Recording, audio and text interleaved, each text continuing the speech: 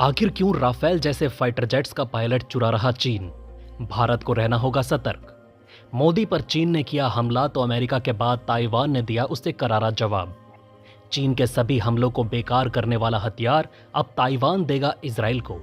आखिर भारत से क्यों दूरी बना रहा अमेरिका?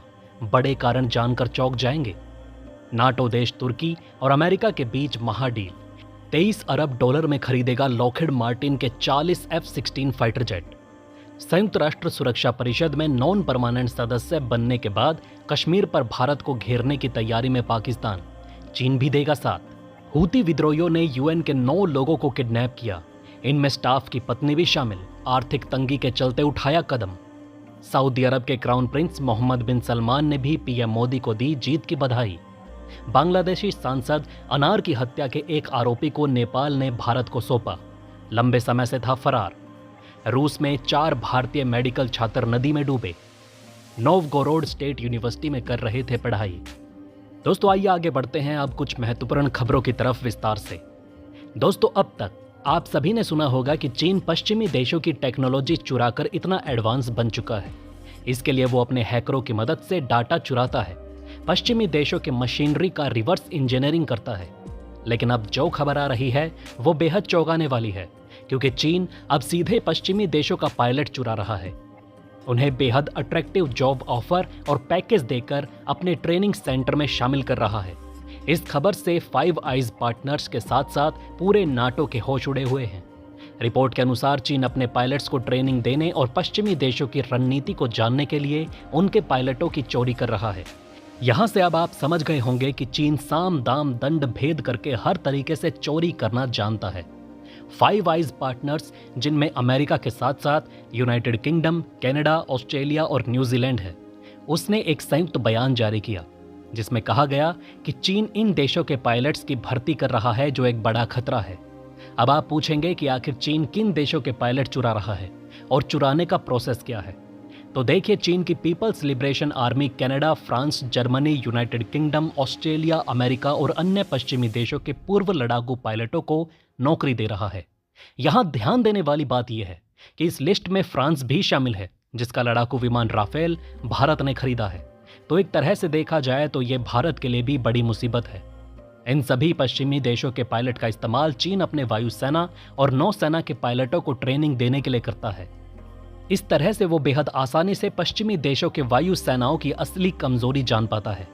इसके लिए वो दक्षिण अफ्रीका और चीन की निजी कंपनियों के माध्यम से भर्ती कर रहा है। माना जा रहा है कि पश्चिमी देशों के पायलट्स की भर्ती करने की सबसे बड़ी वजह यह है कि चीन पश्चिमी देशों की लड़ाई लड़ने की मानसिकता को समझना चाहता है। उदाहरण के लिए एक अमेरिकी अधिकारी ने कहा कि चीनी पायलट पश्चिमी देशों में ट्रेंड पायलटों से हवाई युद्ध की रणनीति से लेकर एयरक्राफ्ट कैरियर पर उतरने तक की क्षमता कुछ भी सीख सकते हैं। इसके अलावा अमेरिकी पायलट चीनी पायलट्स को ये भी सिखा सकते हैं कि आखिर कैसे युद्ध के समय पश्चिमी देशों की स्ट्रेटेजी को फेल किया जाए। पश्चिमी देशों के पायलट्स की भर्ती करने के लिए चीन अलग अलग तरीकों से विदेशों में भर्ती विज्ञापन निकालता है, जिसे आम लोग समझ नहीं पाते। चीनी कंपनियों ने पायलट्स की भर्ती के लिए सिंगापुर, लाओस और दक्षिण अफ्रीका जैसे देशों में सेंटर्स बनाए हैं। ऐसी रिपोर्ट है कि दर्जनों पश्चिमी देशों के पायलट्स इस वक्त चीन में ट्रेनिंग दे रहे हैं। चीनी कंपनियां इस काम में काफ़ी मजबूत भूमिका निभाती हैं और वो बहुत आसानी से पायलट्स तक पहुंच जाती हैं और फिर उन्हें आरामदायक जिंदगी और स्पेशल पैकेज का ऑफर दिया जाता है। चीन के स्पेशल पैकेज ऑफर में ज़्यादातर पश्चिमी देशों के पायलट आसानी से फंस जाते हैं। इसी कारण हम इसे चीन द्वारा किए गए पायलटों की चोरी कह रहे हैं।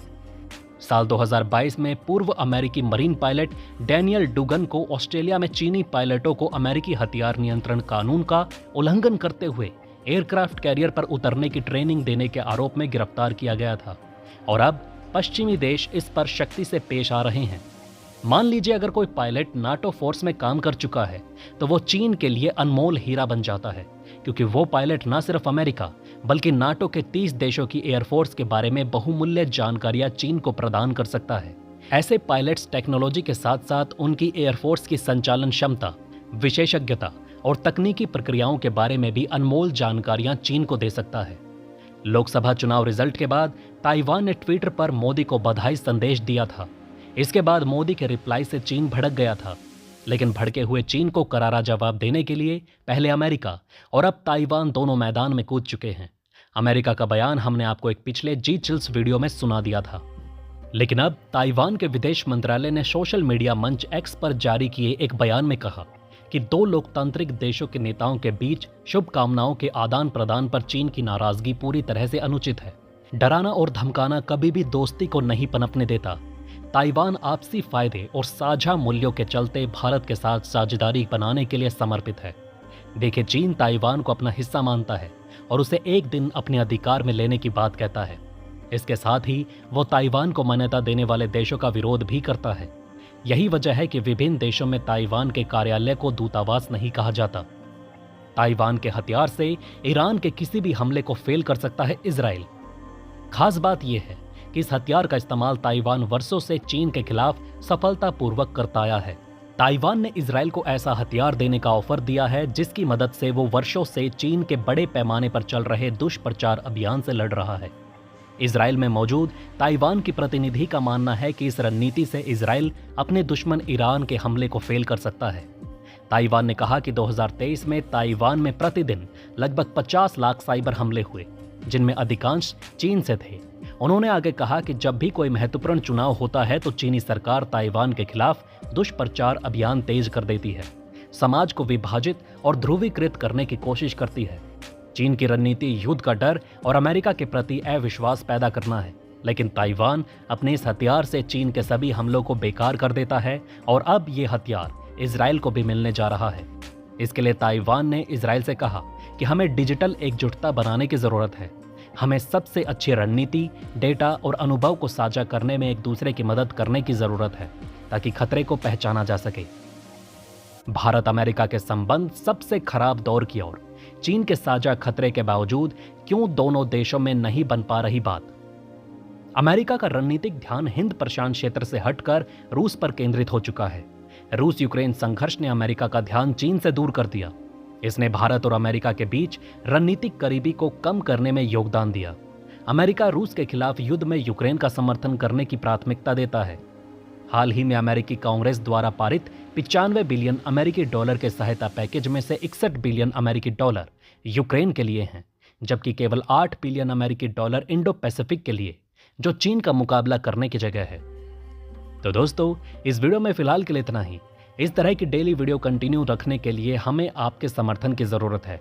कृपया इस वीडियो को ज़्यादा से ज़्यादा शेयर करें और उम्मीद करते हैं कि आप इस वीडियो पर कम से कम 500 लाइक देंगे। कमेंट में आप अपनी राय लिखें और नेक्स्ट टॉपिक सजेस्ट कर सकते हैं। आप देख रहे थे जी चिल्स। जल्द पूरे होंगे आपके सारे विल्स। धन्यवाद।